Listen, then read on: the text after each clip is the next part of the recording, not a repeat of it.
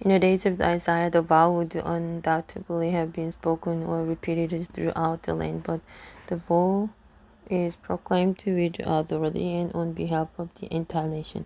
It sums up the nation's response and sets forth its future course. Whatever else it may have been, the vow had to have been a public declaration of the nation's leaders. It had to be proclaimed somehow in the capital city. And so the eighth harbinger is what exactly I asked. What's left in Isaiah 9:10 that hasn't yet been revealed as one of the nine harbingers? Nothing. It ends with the planting of the arese tree. Nothing? He said. Then everything. What do you mean? I asked. I told you that the last harbingers are unlike the others and you like all of them. What did you make of that? That that they wouldn't be so much about the individual pieces of the puzzle but about the whole. Correct again. And what else did you tell me? Tell you? Did I tell you? That I wouldn't see them, that they were invisible. So put the clues together. It's about the whole. The whole of what? He asked. The whole of the mystery. And more specifically, the whole of Isaiah 9:10, the whole of the all. So what then is the eighth harbinger, Isaiah 9:10? And when is Isaiah 9:10 invisible? When it's spoken? Correct. So the eighth harbinger is Isaiah 9:10 is spoken from. The eighth harbinger is the voice self-proclaimed by the nation's leaders in the capital city, the spirit of defiance given voice, the pronouncement of judgment. The nation's leaders pronouncing judgment on their nation unwittingly by publicly proclaiming the vow. They seal the nation's course and by so doing pronounce judgment on the land. I assume you brought the seal with you. I took it out of my pocket and handed it to him. Were you able to figure out the imagery? He asked. No. It's a platform, he said, a speaker's platform from which in ancient times leaders and orators would address their audiences. Then he lifted the seal in his right hand and began revealing its meaning. The eighth harbinger, in the aftermath of the calamity, the nation's leaders respond with public proclamation of defiance. They boast of the nation's resolve and power. They speak of its fallen bricks and quarried stones, its uprooted trees and their replanting. They speak of a nation defiant and resolved to emerge stronger than before. The words take the form of a vow. The vow gives voice to a national spirit and sees nation's cause. It all takes place in the capital city, the eighth harbinger, the utterance. The prophet stepped out from between the columns and descended a few of the marble stairs, then sat down. I followed and sat down beside him. It was the third year after the calamity, he said. Israel's calamity, I asked, or America's? It was the third year after 911. The pieces of the ancient puzzle were falling into place. In late November of 2003, the average tree was lowered into the earth to replace the fallen sycamore. On the following 4th of July 2004, the gazing stone was in turn lowered to the floor of ground zero to replace the fallen bricks.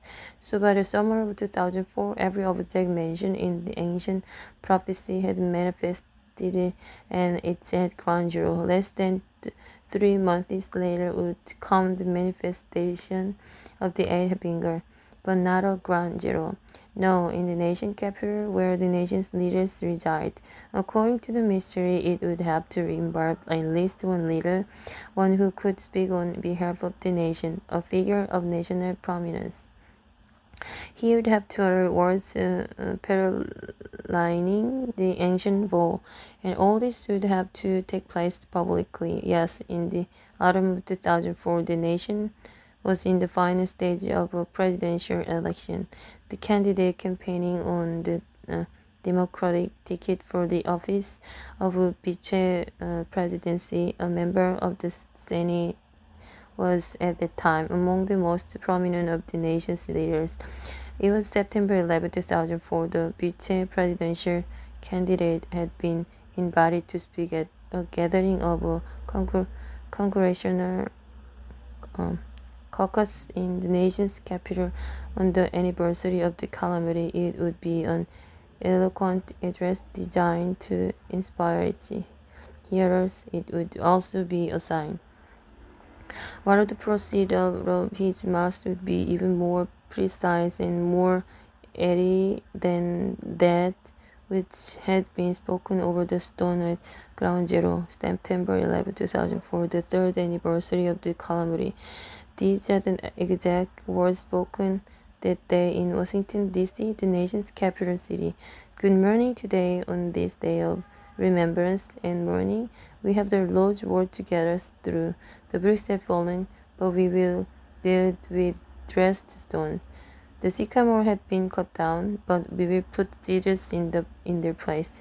My God, I said, that's true. It is, said the prophet. Nevertheless, it happened. I can't believe, but it happened. He said those exact words, those exact words. But it's a prophecy of judgment. What was he doing proclaiming? That's the point. He proclaimed Isaiah 9:10, the quote to the harbinger. It's too much, but it's real. Getting interesting. Anna had been silent up to this point, just trying to take it all in, but she could no longer contain her reaction. It's totally unbelievable, she said. It's like something out of I know, he replied, but it's all real. When the prophet told you all these things, did you check them out to verify them? To make sure they actually happened? She asked. Yes, he replied. And they all checked out? Yes, they all checked out. It's so hard to believe it. Now it's the vice presidential candidate saying it outright. This ancient mystery, it's beyond real. I know, I told him that, but it's all true. But why would anyone proclaim that ball? She asked. I asked the same thing of the prophet, and what was his answer? His answer was that it happened for the same reason everything else happened. It wasn't about the motive or the intention of the one doing it, but the fact that it was done, that it happened. It happened because it had to happen. It was another replaying of the ancient mystery. What the speaker intended to say was irrelevant. The words came out because those were the words that had to be spoken. The vow had to be proclaimed. The words of the ancient leaders over the ancient calamity had to be proclaimed by American leader over 911. And by doing so, the two nations, the ancient and the modern, were bound together. The utterance would join the Assyrian invasion to 911 and America's post-911 defiance to Israel's defiance in the face of God's judgment. But how, she asked, did it happen that the vice-presidential candidate could end up saying those words? That's the same thing I wanted to know. I asked the prophet how many verses there were in the Bible. Over 30,000, he told me. So I replied, out of over 30,000 verses, that's the one he chose. And you said it was obscure, and that even people who read the Bible every day would probably have no idea it existed. That is correct, he replied. So how on earth did he end up choosing that particular verse? How was the sycamore cut down? He asked. Through a series of twists and quirks. But now the twists and quirks take place in the realm of speech writing, in the searching through quotations deemed most appropriate for such cases, in the borrowing of passages and quotes from other proclamations and speeches. It doesn't matter how it happened. The point is it happened. One of the most prominent of American leaders had now proclaimed the ancient vow, one of the most obscure verses in the Bible and one of the most ominous. And he too have no idea what he was doing or saying. I asked. If he had, he never would have done it. It's stunning. Yes, he said, it's stunning enough for Isaiah 9:10 to appear in a speech centered on 9/11. But that wasn't the end of it. It wasn't only that the ancient prophecy appeared in the speech. What else was it? It was that the entire speech actually emanated out of ancient prophecy and revolved around it. The whole speech revolved around Isaiah 9:10. I asked. It was the cornerstone on which the speech was built. So an American leader built an entire speech on an ancient vow spoken in defiance of God by the rebellious leaders of doomed nations. And lest the connection be missed, he proceeded to join the ancient words of judgment to America. How? He said it. Let me show you how we are building and putting cedars in those three hallowed places. And again, and in a place where smoke once rose, you and we will see that cedar rising. And yet again, you will see that while those bricks fell and the sycamores that cut down, our people are making those cedar rise. He's actually linking the fallen bricks of ground zero to the fallen bricks of Israel's judgment. Yes, Nuriel, that's exactly what he's doing. But he doesn't stop there. He speaks as well of the fallen sycamores and rising stones, the gadget stone, yes, the rising cedars, the erased tree, and all referring to America's campaign to define the calamity of 911, as he links it all to the judgment of ancient Israel. And then he crowns the address with a dramatic conclusion in the form of a final bow. The cedars will rise, the stones will go up, and this season of hope will endure. And he never realized it? I asked. He had absolutely no idea what he was doing. His only intention was to deliver an inspiring speech, a word to encourage a nation, but instead he was pronouncing judgment on a nation. Yes, said the prophet, without realizing the ramifications of his words. He was pronouncing judgment on America. Amazing. But so it was in the ancient case as well. Without realizing what they were doing, the leaders of ancient Israel were pronouncing judgment on their nation. But now it's 2,500 years later, I said. Now there's a context. The book of Isaiah, it's clearly not a word of encouragement. So it means nobody took the time to look even 2 verses back or ahead to see that it was actually a proclamation of judgment. No, because it had to be proclaimed. And yet, notice, Nuriel, the senator, made a subtle change. The original vow speaks in the future tense. We will rebuild, we will plant cedars. But in the speech, it became, we are building, we are making those cedars rise. Only at the end does it go back to the future tense. The cedars will rise, the stones will go up. Why do you think that is? When he speaks in the future tense, he will vowing. It's the vow. But when he speaks in the present tense, it's bearing witness to the fact that the vow is being carried out. Exactly. He is bearing witness that the vow is being carried out. And to do that, he takes hewn stones and cedars and symbols of Israel's defiance in Isaiah 9:10 and transform them into the symbols of America's campaign to rebuild itself after 911. Just as the actual physical harbingers were literally transformed into the symbols of America's resurgence. Correct. Did he know it was happening? Did he know what was happening? Did he know that what he was declaring figuratively and symbolically was actually taking place in reality? He spoke of a falling of the sycamore as a symbol of 911. Did he know that it had actually happened, that the sycamore had actually been struck down on 911?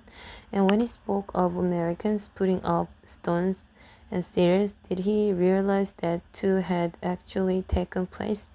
Did he know about the Gavit stone or the erased tree? He was only speaking poetically. He had no idea. And even if someone was to report it to him, he still would have had no idea what it all meant, no more idea of what he was doing than those who actually replaced the fallen sycamore with the erased tree and bricks with the stone. Everyone was unknowingly performing their part of the mystery, and his part was to take the ancient vow and transform it. In his address, it ceased to be a quote It was no longer Israel boasting in its cedars.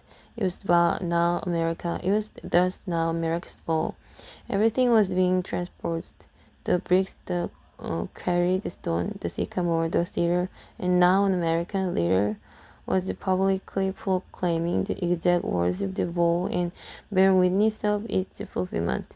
A harbinger to save the other harbingers and to reveal America as a nation under the shadow of judgment. An American leader pronouncing judgment on America without realizing it. Yes, it is a manifestation of the harbinger. So on the anniversary of 911, an American leader proclaimed the ancient vow, pronounced judgment on his own nation, and he has no idea what he's doing or saying. As with all the other harbingers, he doesn't intend it or realize what he's doing. Nobody does. And yet it still all happens according to the ancient prophecy. Every piece of the puzzle falls into its exact place. But no one intends it to happen. No human hand directs it. It just happens. It still can't fathom it. The prophet paused before responding. They spoke almost in the whisper. The Almighty said the prophet has his own purposes. He reached into his coat pocket and handed me the next seal. This is the last one, he said. The seal of the ninth harbinger and the last of the harbingers. Do I get a clue? I asked. You already have a clue. Not like the other harbingers. And you like all of them, yes. So then the ninth harbinger is like the eighth harbinger? I asked. Like and I like it. Is there a law? I asked that if something isn't confusing enough as it is, you're required to make it more confusing. He didn't answer that. So the ninth harbinger is like the eighth harbinger in that it's a summation of all the harbingers that went before it? I asked. Yes and no, he answered. Do you see what I mean? I said, as if expecting him to commiserate with my plight. Yes, he answered, it is a summation. But no, not primarily of that which went before it. Then of what? I asked. Of that which came after it. How could it be a summation of what?